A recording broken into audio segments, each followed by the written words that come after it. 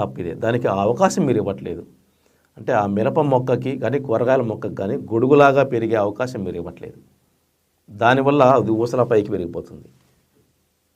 ఎందుకంటే మిరప అంటే 5 అడుగులు ఎత్తు ఏం చేసుకోవడానికి? 5 అడుగులు ఎత్తు పెరిగితే మిరప దిగుబడి రాదు. 3 అడుగులు చాలు, 3-3.5 అడుగులు చాలు.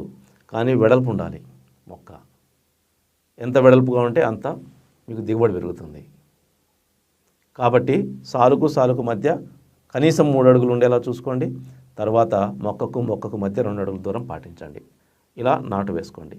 దీనికంటే ముందు దుక్కిలో వృద్ధి చేసుకున్నటువంటి జీవన ఎరువులు 500 కేజీలు తప్పనిసరి వేయండి. వేసిన తర్వాత సాళ్ళు పోసుకొని మీరు నాటు పెట్టండి. నారు పెట్టిన తర్వాత అది మంచిగా తిరిగి పాదుకొని బతకడానికి కొంత టైం తీసుకుంటుంది. తర్వాత నాటిన తర్వాత 15 రోజులు లేదా 20 రోజులకి మొదటిసారి ఎరువులు ఇవ్వండి.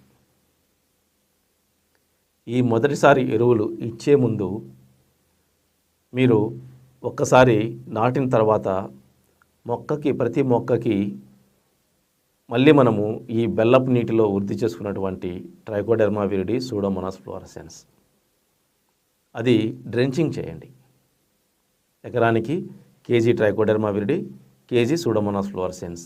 దీన్ని 2 కేజీల బెల్లంలో 48 గంటలు నానబెట్టేసి నీటిలో తర్వాత ప్రతి మొక్క దగ్గర డ్రెంచింగ్ చేయండి. నాజిల్ తీసేసి పాదు దగ్గర పడేటట్టు మొక్కకి వేయండి.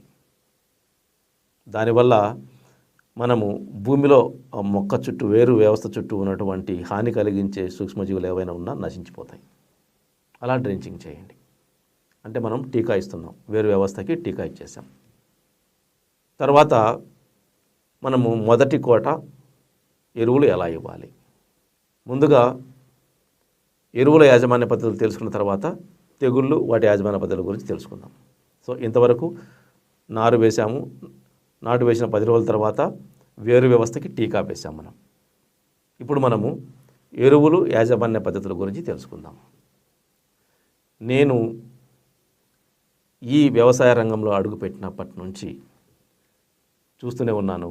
ఒక్కొక్క రైతు మిరపకి 20 బస్తాలు 25 బస్తాలు రసాయనిక ఎరువులు వేస్తున్నారు. అంటే నాశనాన్ని మనమే కోరి తెచ్చుకుంటున్నాం. 20 బస్తాలు 25 బస్తాలు అవసరానికి మించి ఎరువులు వేస్తే ఎటువంటి దిగుబడి పెరగదు.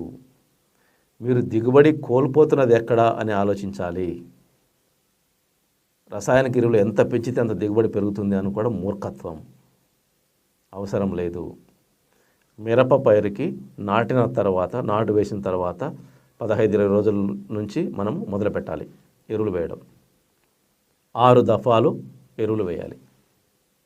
ఈ 6 దఫాలు కూడా ఏ ఒక్కదాన్ని కూడా మనము రసాయనిక ఎరువులు దేన్ని కూడా మనము బస్తాలలో తీసుకురాదు.